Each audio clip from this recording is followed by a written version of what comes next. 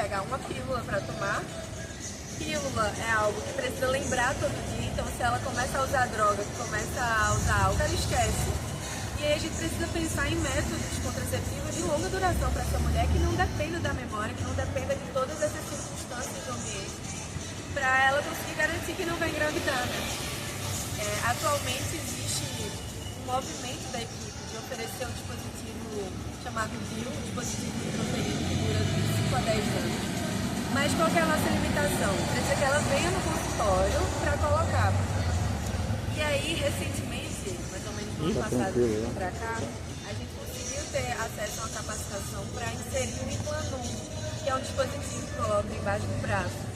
Dá para ser feito no território mesmo, então a gente levou todo o material que era necessário, organizou a sepsia, conversou com as mulheres, ofertou para elas, e aí esse dispositivo garante que por pelo menos 3 anos ela não vai engravidar.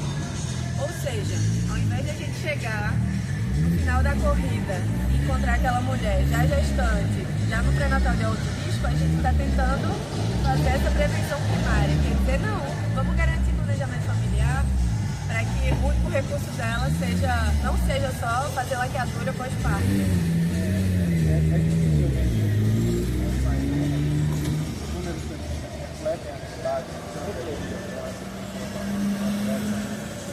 Existe uma possibilidade grande. É difícil pensar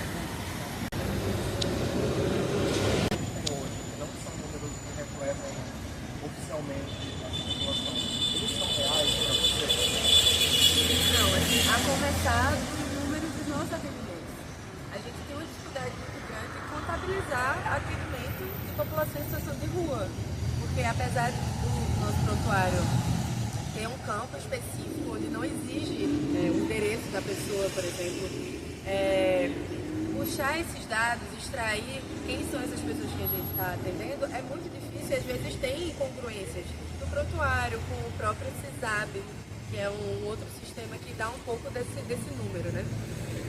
No ano passado a equipe apoiou o censo, então a gente conseguiu estar junto dizendo onde é que tem muita gente em situação de rua, onde que estão as cenas de uso, para que houvesse uma facilitação da entrada desses dispositivos, desses equipamentos que vão mensurar de forma mais fidedigna, porque existe a dificuldade deles entrarem nesses lugares. Se eles não entram, eles não vão saber quantas pessoas estão habitando uma cena de uso. Cena de uso é o nome mais formal para, como eles chamam de maloca, que é um lugar onde eles se reúnem para usar droga.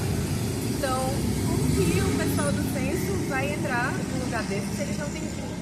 Então precisa ter a presença da equipe ali junto para dizer, não, a gente está aqui fazendo uma pesquisa, esclarecer que não é para, digamos assim, expor ninguém, é tudo muito sigiloso, mas que aquele dado vai refletir em políticas públicas. E aí, política pública, indiretamente, traz a garantia do direito dessas pessoas, porque se elas não são vistas, não são lembradas. E aí, como é que a gente vai conseguir cobrar? Sejam feitos por elas. Como é que a gente fala de política pública se a gente não tem esses dados? Deixa eu fazer uma pergunta de cada vez. Como é que você percebe isso com relação à política pública? Eu acho que assim, nos últimos anos houveram avanços no sentido de pensar a política nacional voltada para as pessoas em situação de rua. Política nacional que eu digo de saúde mesmo. Então, se em 2011 só tinha uma equipe de custódia na rua do Rio, hoje em dia nós somos 14. E aí já consegue cumprir as... carregar? Tá. E como é que você vê essa questão da política pública para essa população? Eu acho que a gente está aos poucos caminhando, assim, em alguns avanços. Existe a Política Nacional de Saúde da População. No Rio, em 2011, éramos apenas uma equipe, que é essa nossa. E atualmente são 15 equipes distribuídas pelo território do município. Mas essa equipe precisa fazer um trabalho gigante de construir com os dispositivos de saúde desse território um acesso, para que não fique só nas nossas costas. E aí, conscientizar os outros serviços de que é papel deles também, de que ali também é porta aberta, de que a emergência, quando vai dar alta ao paciente, Não dá para simplesmente dizer assim, pariu, alta rua.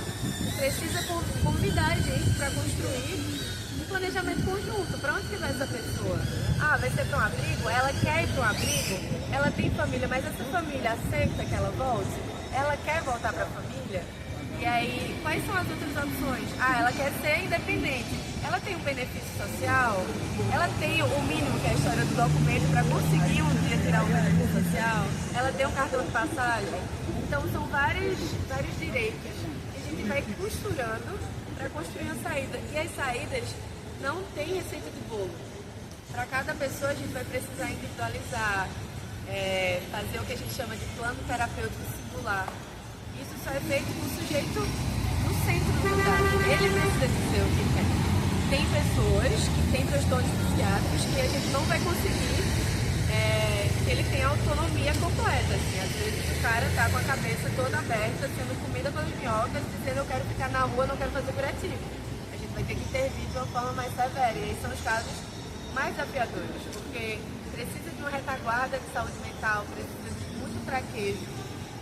E aí, se a equipe não vai fazendo essa ponte, vai com ele no hospital, tenta transferir para um leito onde tem essa retaguarda da galera de psiquiatria, para que ele não fique fugindo, porque o risco de fuga é alto.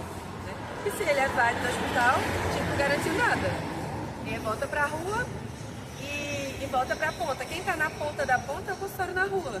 Então, nós somos os últimos a existir. Se a gente existe, aquele paciente não vai ter mais, entre aspas, ninguém por ele.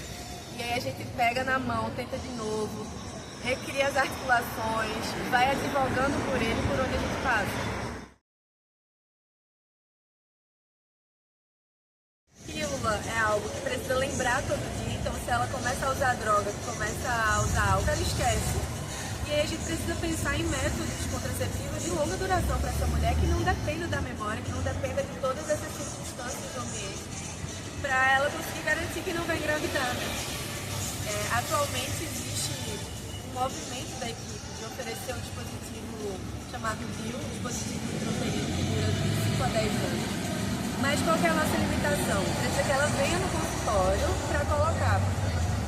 E aí, recentemente, mais ou menos no ano passado, para cá, a gente conseguiu ter acesso a uma capacitação para inserir o Implanum, que é um dispositivo que coloca embaixo do braço.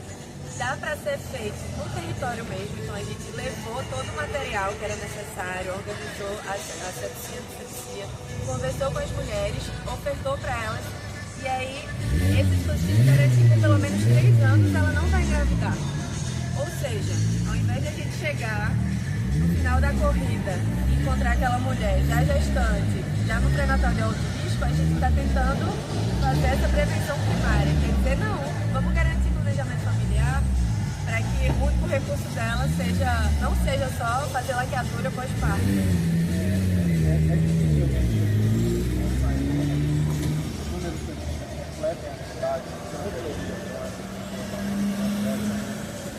Estímulos de visibilidade grande.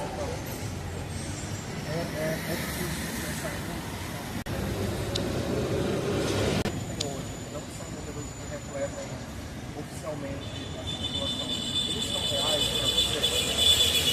Não, assim, a começar dos números dos nossos atendimentos.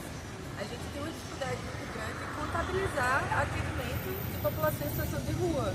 Porque apesar do nosso prontuário ter um campo específico onde não exige o endereço da pessoa, por exemplo, puxar esses dados, extrair quem são essas pessoas que a gente está atendendo, é muito difícil e às vezes tem incongruências no prontuário, com o próprio CISAB, que é um outro sistema que dá um pouco desse número, né?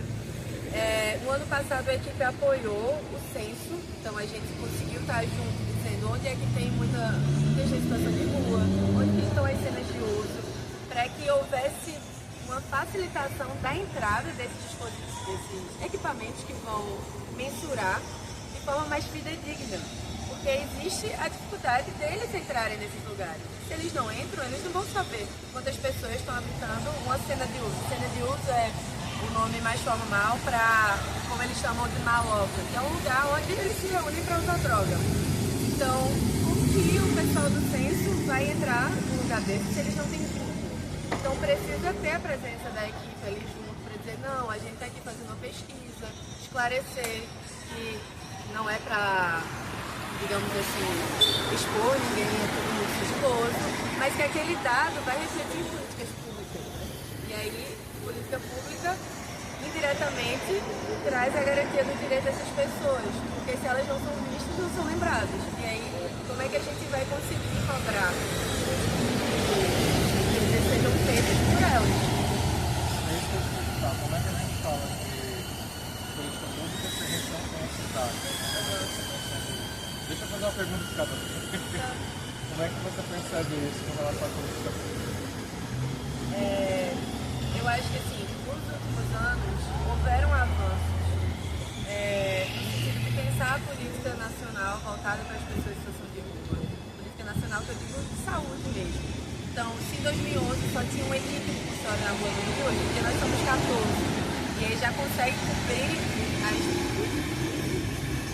carregar. Como é que você vê essa questão da política pública para essa população?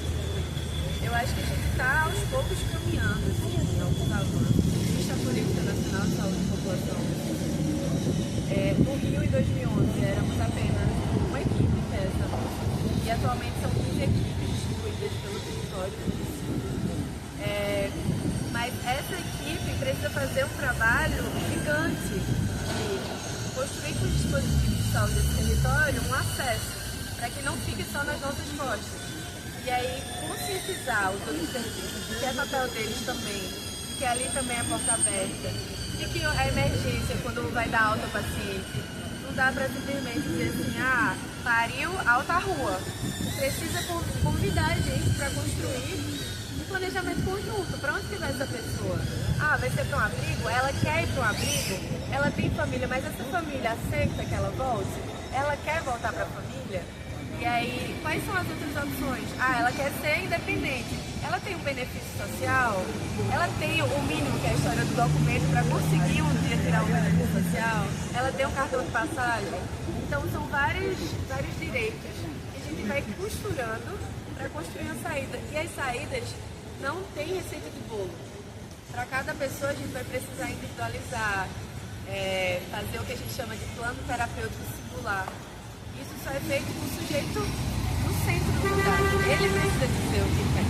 Tem pessoas que têm transtornos psiquiátricos que a gente não vai conseguir que ele tenha autonomia completa. Assim. Às vezes o cara está com a cabeça toda aberta, sendo comida pelas minhocas, dizendo eu quero ficar na rua, não quero fazer curativo.